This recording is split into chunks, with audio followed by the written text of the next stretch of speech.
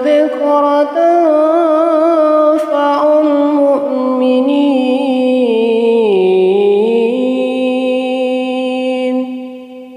Bukannya, ya, jangan sampai ditunda-tunda.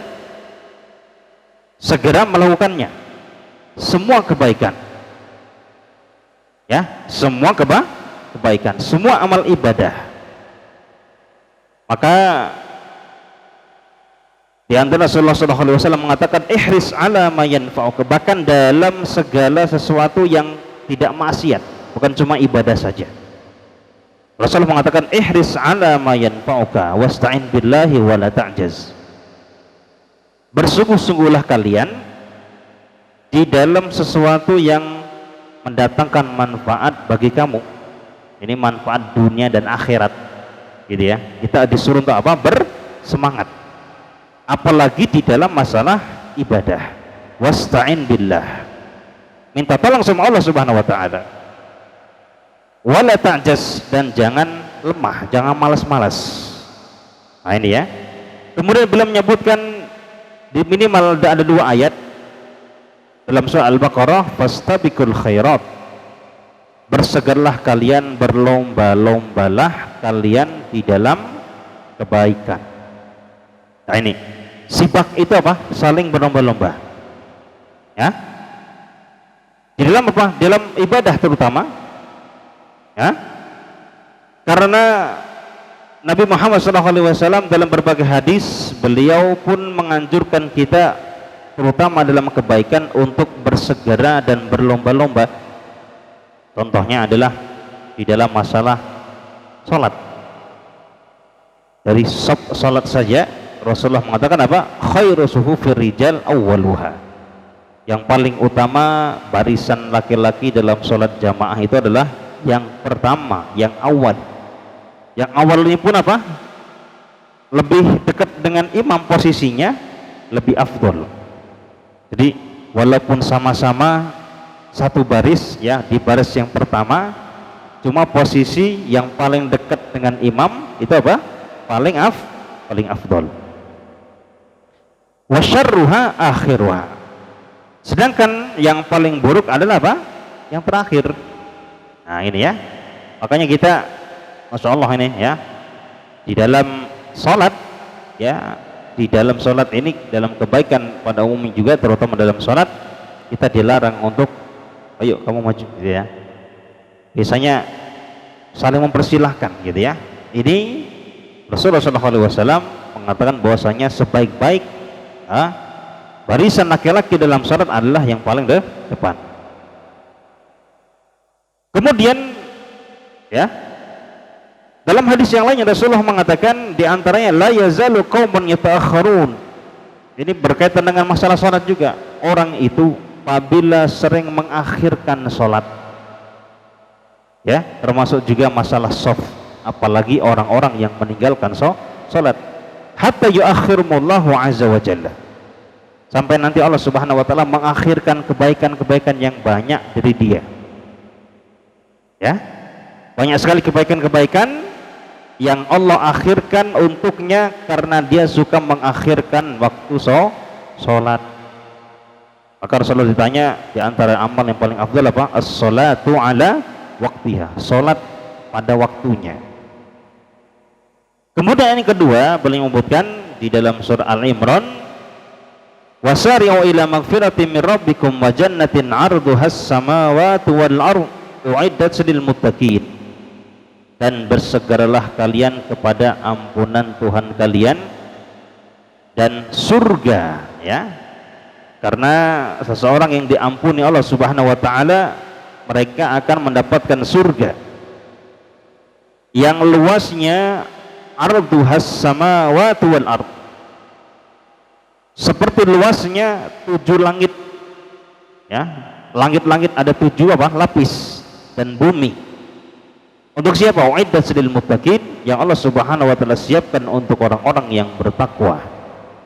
Siapa mereka orang bertakwa? Allah sebutkan alladzina yunfikuna fis sarra, yaitu orang-orang yang senantiasa menginfakkan hartanya ketika pas waktu lapang, wadoro, dan ketika pas waktu sempit. Maka nanti kita akan bahas sebuah hadis yang beliau sebutkan juga dalam bab bersegera di dalam kebaikan. Kapankah waktu yang paling afdol kita melaksanakan sedekah atau kita bersedekah? Nabi Shallallahu Alaihi Wasallam ditanya ya oleh sebagian sahabatnya, ya, bahwasanya beliau mengatakan, ayu sedekatin afdol, wahai Rasulullah, sedekah yang bagaimana yang paling afdol?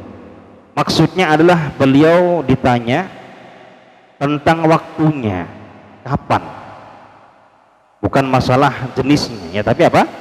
Sedekah yang bagaimanakah, ya, yang itu merupakan sedekah yang paling afdal. Beliau mengatakan, qala anta saddaqa wa anta sahihun syahih.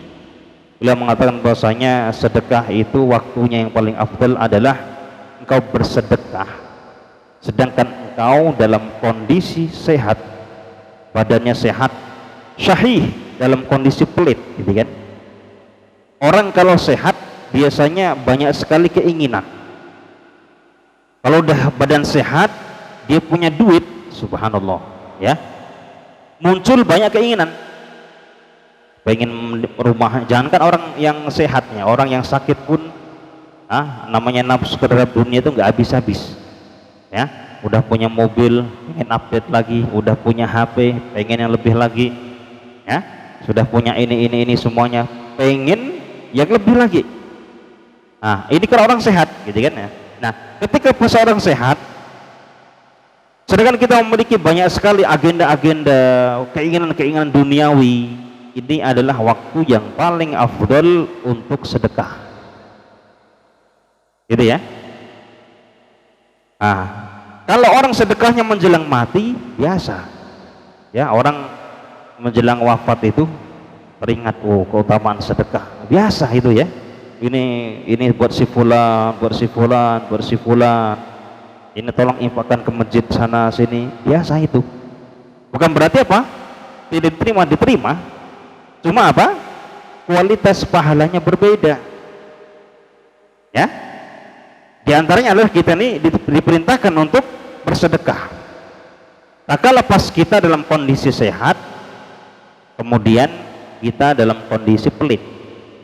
Gimana Ustaz? Pelit kok disuruh sedekah? Nah ini, di sini Allah Subhanahu wa taala meletakkan pahala yang sangat besar sekali pada orang-orang yang bisa melaksanakan sedekah dalam kondisi dia sehat, kemudian dia banyak kebutuhan. Nah gitu ya. Kalau orang sakit udah biasa sedekah itu. Bahkan Rasulullah mengatakan, dawu maradakum bisedekah. Obatilah orang-orang yang sakit di antara kalian dengan sedekah. Ya, di antara ikhtiar kesehatan kita untuk kesembuhan orang-orang sakit di antara kita dan keluarga kita adalah apa? Kita bersedekah. Ada yang sakit, selain kita berobat ke dokter, kita juga mengkhususkan, ya, menginfakkan harta kita dengan niat agar Allah memberikan kesembuhan bagi orang yang sakit tadi. Ini diantaranya adalah yang diperbolehkan. Nah itu, wala tuhmil hatta idza balagatul hulkum. Kalau engkau pengen bersedekah, jangan engkau tunda-tunda sampai nyawa baru sampai di tenggorokan. Karena kalau sudah sampai tenggorokan tidak berguna, ya. Orang yang kalau seandainya sudah meninggal dunia, dosa sakaratul maut, kemudian dia baru mengatakan sedekahnya dibuat simpulan, nanti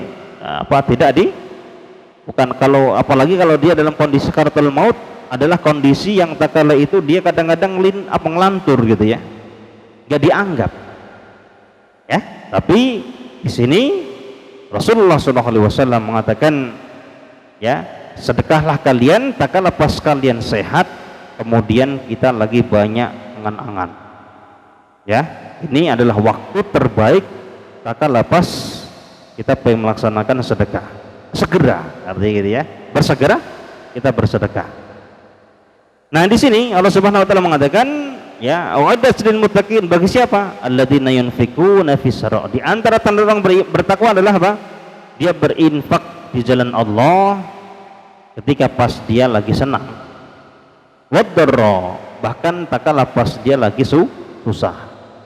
Nah, ini. Kemudian, ya, di antara tanda orang beriman adalah apa? Wal kadhiminal ghaidh. Dia itu bisa merendam kemarahan. Ya. Orang-orang yang bisa mengendalikan marahnya, Allah Subhanahu wa taala telah menyediakan sebuah balasan istimewa. Kita bisa marah, kita bisa meluapkannya. Ya. Tapi apa? Kita menahannya, ya. Nanti Allah Subhanahu wa taala akan membanggakan dia di hadapan makhluknya. Da'ahullahu ala ru'usil khalaik.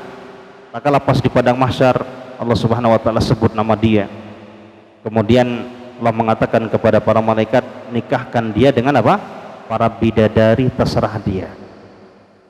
Nah, ini adalah keutamaannya, ya, yaitu orang-orang yang bisa mengendalikan marahnya. Sedangkan dia mampu untuk melaksanakan ataupun melampiaskan kemarahannya. Wal 'afina 'anil nas, berikutnya adalah di antara tandanya dia senantiasa memberikan maaf kepada orang lain.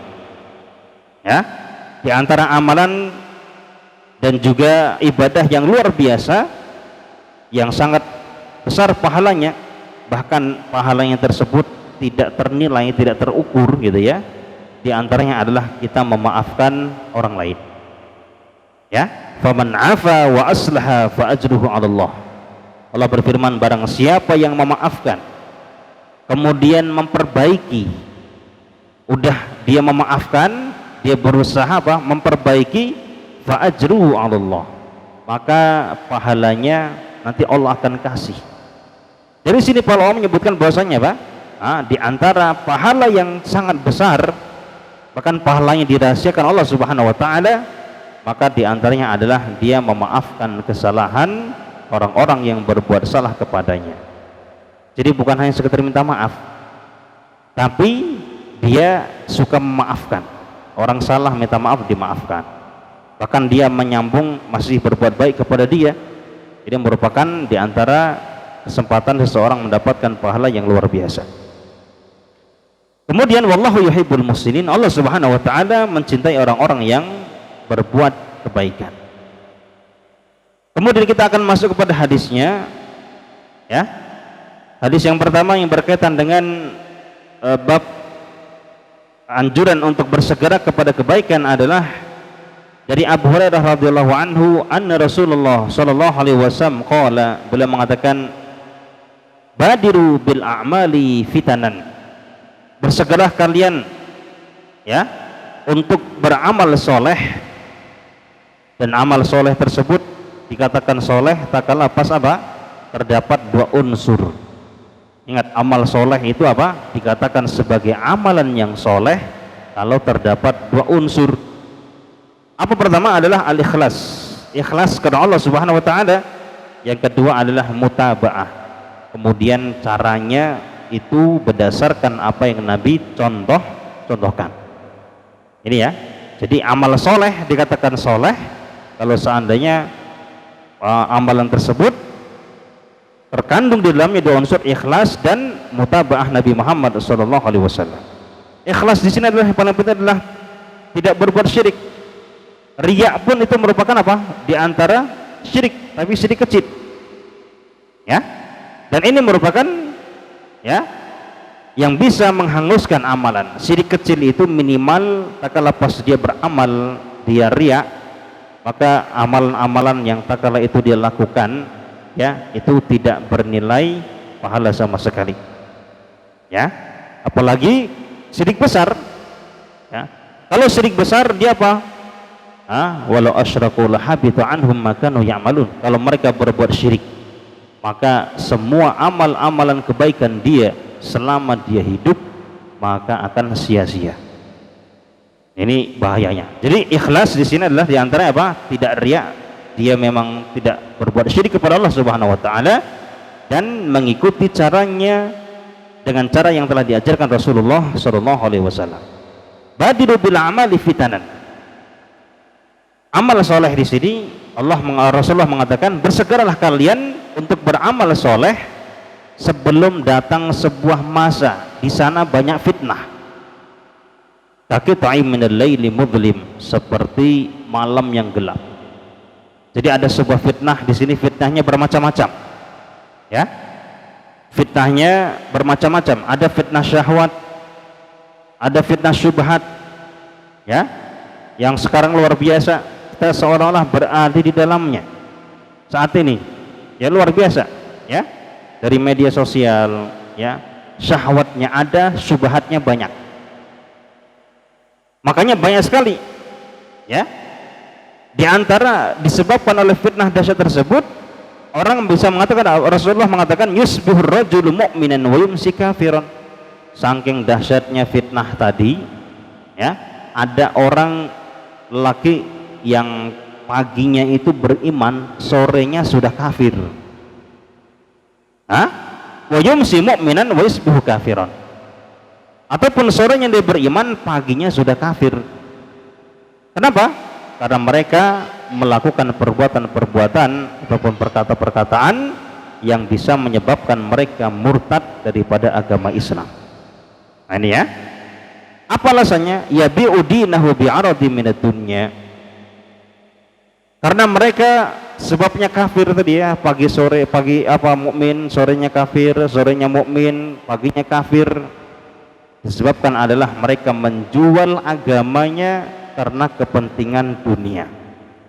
Ini banyak sekali. Ya, karena kepentingan dunia. Bukan cuma harta. Semua perhiasan dunia itu masuk di dalam hadis tersebut. Kedudukan, ya pengen menempati kedudukan yang tinggi, jabatan, menghalalkan segala cara, ya, atau bahkan mengganti agamanya, atau mungkin bahkan adalah perempuan, dia sangat cinta dengan wanita, saking cintanya dia menuruti semua apa yang diinginkan wanita, ya paginya beriman, sore sudah kafir gitu ya. Semua ini adalah termasuk yang disabdakan Rasulullah sallallahu alaihi wasallam. Makanya kita diperintahkan setiap kali sholat agar kita jangan sampai termasuk orang-orang yang pagi mukmin, sore kafir, pagi kafir, sore mukmin, paginya kafir. Minimal kita senantiasa memohon kepada Allah Subhanahu wa taala, senantiasa kita ucapkan dalam sholat kita doa. Pesan Rasulullah sallallahu alaihi wasallam, ya. Tak kala pas kita duduk di tasyahud akhir, ketika pas kita duduk di tasyahud akhir, falyasta'id billahi min arba'. Janganlah kau lupa untuk senantiasa berlindung kepada Allah dari 4 hal. Allahumma inni a'udzubika min adzabi jahannam, dari azab jahannam, wa min adzabil qabri, dari azab kuburan, wa min fitnatil mahya wal mamat. Nah ini diantaranya argumen dari pembahasan kita pada kesempatan kali ini. Dan dari fitnah kehidupan dan kematian. Kehidupan banyak tadi, jangan sampai kita menjadi orang yang karena wanita, karena jabatan, karena harta, ya, karena kedudukan, kita rela menjual agama kita. Wa min syarri fitnatil masiihid dajjal, di antara ya yang dahsyat adalah dari fitnahnya dajjal. Nah ini adalah hadis yang pertama beliau sebutkan di dalam babul mubadaratu ilal khairat. Hadis yang kedua dari Abi Sirwa'ata bi kasri sin al-muhmalati wa fatiha Uqbah ibn Harith radhiyallahu anhu qala salaitu wara'an Nabi sallallahu alaihi wasallam bil Madinah al-asra. Saya pernah salat bermakmum kepada Rasulullah sallallahu alaihi wasallam di kota Madinah pada salat asar. Fasallama, setelah beliau salam, thumma qama musri'an, setelah salam beliau tiba-tiba bangkit dari salatnya, enggak kayak biasanya, beliau itu kalau apa? Habis sholat biasanya menghadap ke arah makmum, istighfar, gitu ya. Kemudian zikir sebagaimana yang beliau lakukan, perintahkan kepada kita semuanya. Nah, kali ini ya, sahabat yang mulia ini Uqbah bin Harith tadi melihat gak kayak biasanya. Selesai sholat langsung beliau apa? Beranjak dari tempatnya, habis salam-salam langsung keluar.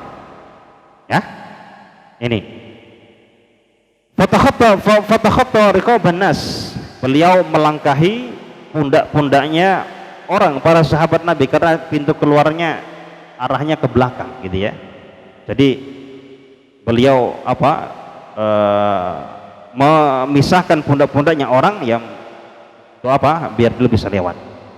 Di sini ada dua macam. Kita memisah-misahkan orang lain ketika sudah berbaris dalam sebelum sholat, ini nggak boleh. Apalagi ketika pas di hari Jumat, ya, di antara perbuatan yang makruh tatkala pas hari Jumat, ya, apa itu? Kita ini shop sudah full, nih, biasanya kalau masjid-masjid besar ya, Masjid Nabawi, Masjid Haram ya, shopnya sudah full. Akhirnya apa? Wah, dia mengganggu orang, ya, dengan cara suruh geser gitu kan. Nah, itu ketika setelah sholat nggak apa-apa, tapi kalau sebelum sholat dimakruhkan. Rasulullah SAW menuju kemana? Ila hujratin nisa'ihi. Beliau SAW ternyata menuju ke kamar istrinya. Fafazi'an nas min sur'atihi. Kemudian setelah masuk kamar, keluar lagi, kemudian beliau menyampaikan sebuah pesan, ya, setelah beliau ngambil sesuatu, fadzakartu syai'an min bitrin 'indana. Nabi berbuat demikian karena beliau ketika pas sholat itu terngiang-ngiang. Nah, ini ya, beliau pun juga terngiang-ngiang, tapi terngiang-ngiang beliau ini dalam perkara kebaikan. Kalau kita enggak, ya, perkara apa? Dunia, banyakan ya, dalam perkara dunia. Fadzakartu syai'an min bitrin 'indana. Saya teringat ada sebuah emas, ya, emas batangan, yang itu merupakan emas dari hasil sedekah, ya, maksudnya emas dari zakat mal emas itu ya, yang dititipkan kepadaku. Fakarihtu ayah bisani, maka aku nggak pengen tuh emas itu sampai berada lama di tempatku. Fa'amartuhu biqismatihi. Rasulullah SAW pun langsung memerintahkan kepada sahabatnya untuk langsung membagikan emas tersebut kepada orang-orang yang berhak. Jadi dalam hal sepele yang mungkin kita anggap itu merupakan sedikit ataupun mungkin masa nggak bisa lebih tapi Rasulullah SAW tidak. Beliau langsung teringat dengan dengan emas yang itu titipan sebagian kaum muslimin sahabat beliau untuk dibagikan kepada sahabat yang berhak menerimanya. Tapi tak kalah pas sholat terngiang-ngiang, akhirnya beliau setelah salam langsung mengambil dan langsung dibagi-bagikan. Dan ini merupakan hadis juga anjuran kepada kita untuk mempersegera dalam kebaikan, ya. Ini Nabi kita Muhammad sallallahu alaihi wasallam. Kemudian hadis berikutnya adalah hadis yang ketiga, an Jabir radhiyallahu anhu qala rajul Nabi sallallahu alaihi wasallam yauma Uhudin. Ada salah seorang sahabat Nabi yang dia bertanya kepada Rasulullah pada perang Uhud, ya, perang Uhud di antara perang yang terbesar yang diikuti Rasulullah SAW pada tahun ketiga Hijriyah, ya. Kisahnya banyak sekali, kisah-kisah yang luar biasa. Banyak sekali para sahabat Nabi SAW yang gugur pada perang Uhud tersebut. Di antaranya adalah paman beliau Sayyidus Syuhada Hamzah bin Abdul Muthalib radhiyallahu anhu. Hamzah beliau adalah paman Nabi. Beliau gugur di ketika pas perang Uhud. Ara'aita in qutiltu fa aina ana? Nah, ini ada seorang yang bertanya kepada Rasulullah SAW sebelum peperangan. Wahai Rasulullah, kira-kira kalau saya meninggal dunia, terbunuh dalam perang ini, saya di mana nanti, gitu ya? Qala fil jannah. Beliau mengatakan apa? Di surga. Karena asal mula memang orang-orang yang jihad fisabilillah, ya, yang jihad yang syar'i, maka dia akan masuk surga, gitu ya. Kecuali apa? Mereka orang-orang yang memiliki hutang. Nah ini hutang ini bahaya banget. Usikum wa iya binafsi bitaqallah. Hutang, ya. Nafsus syahid mu'allakun bidaini. Bahkan orang-orang yang meninggal dunia karena mati syahid, dia nasibnya masih terkatung-katung dikarenakan hutang. Maka ini ya, kita ingat-ingat deh hutang-hutang yang dulu pernah kita hutang, ingat-ingat kembali, gak bakal lupa, dan itu wajib dibayar. Bayarnya di dunia pakai fulus masih bisa, tapi nanti di akhirat, ya, kita bayar pakai kebaikan kita. Kita bayar dengan apa? Kita kalau sudah habis kebaikan kita ambil dosa orang tersebut, ditransfer ke kita, ke hutang, ya. Makanya tulis, bukan berarti nggak boleh hutang. Nabi SAW berhutang, beliau menggadaikan baju besinya, ya.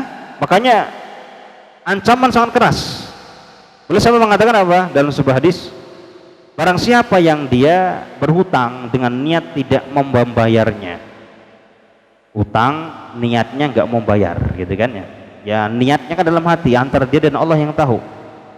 Laqiyallahu wa huwa sarik, maka nanti akan dia bertemu dengan Allah tatkala pas mati, statusnya sebagai seorang pencuri, maling, ya gitu ya, maling, ya, statusnya maling. Kita kalau mendengar aja untuk maling itu, wah kita gimana itu?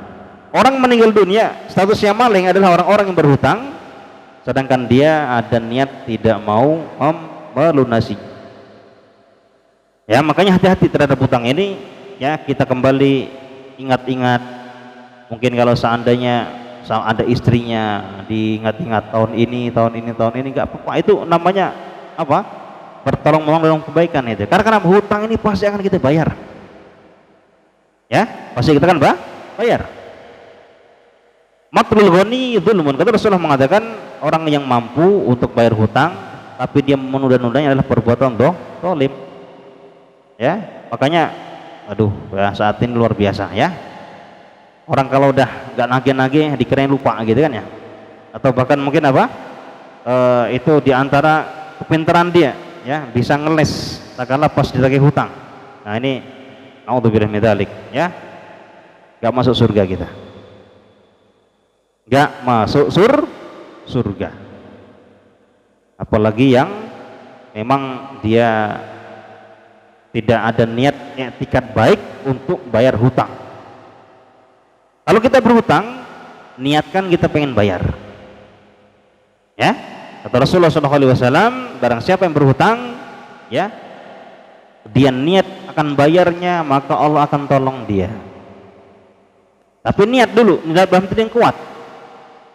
Ya makanya ini, ya, adalah perkara yang sangat bahaya sekali, sampai orang-orang yang meninggal mati syahid pun dia nasibnya terkatung-katung disebabkan hutang. Nah ini, kata Rasulullah SAW menjawab pertanyaan sahabat yang tadi, kalau saya terbunuh jalan Allah gimana? Jadi perang ini, maka anta fil jannah, kamu akan masuk surga. Fa'al qatamaratin kunna fi yadihi. Kemudian tiba-tiba orang tersebut, ya, melemparkan buah-buah kurma yang ada di tangannya. Tsumma qatala hatta qutila. Kemudian dia berperang sampai dia terbunuh fi sabilillah. Maka karena dia pengen segera mendapatkan kebaikan, ya, bersegera dalam kebaikan ada apa? Di antara adalah perintah Rasulullah SAW. Apalagi langsung Nabi mengatakan, kalau kamu terbunuh di jalan Allah, ya, pada perperangan ini, maka kamu di surga. Berikutnya adalah hadis yang keempat dari Abu Hurairah radhiyallahu anhu, qala ja'a rajulun Nabi sallallahu alaihi wasallam. Ini sudah kita bahas tadi, bahwasanya pernah datang kepada Rasulullah sallallahu alaihi wasallam seorang laki-laki. Faqala ya Rasulullah, beliau mengatakan, wahai Rasulullah, ayu sadaqati a'dhamu ajran, sedekah yang bagaimana? Maksudnya kapan waktunya yang itu apa? pahalanya sangat besar. Karena kenapa? Pahala besar di sini ditentukan juga tentang waktu kapan, gitu ya. Orang-orang yang berinfak sebelum Fathul Makkah dengan setelah Fathul Makkah, para sahabat Nabi beda. Ya beda.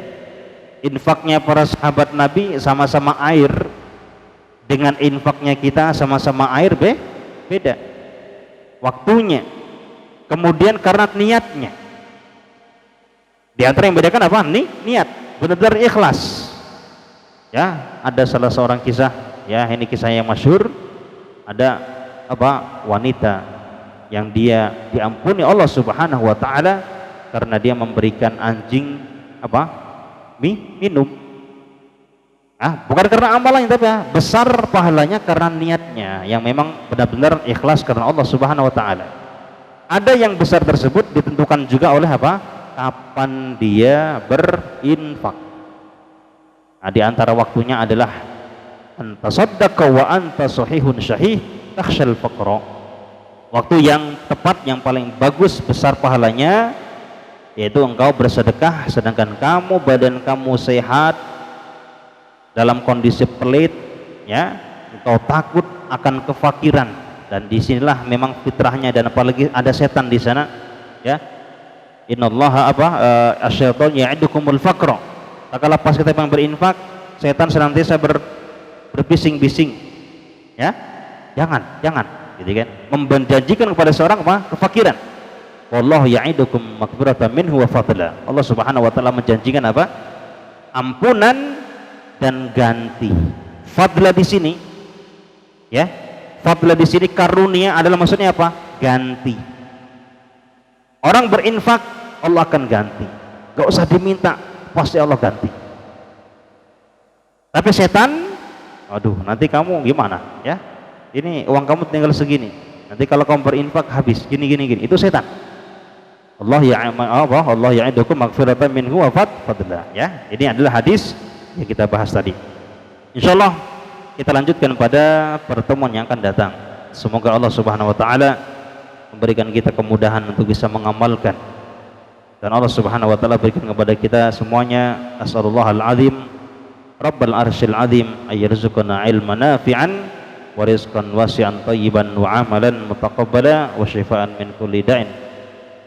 Hada wa sallallahu ala nabiyyina Muhammad wa ala alihi wasallam. Subhanakallahumma bihamdika asyhadu an la ilaha illa anta astaghfiruka wa atubu ilaik. Assalamualaikum warahmatullahi wabarakatuh.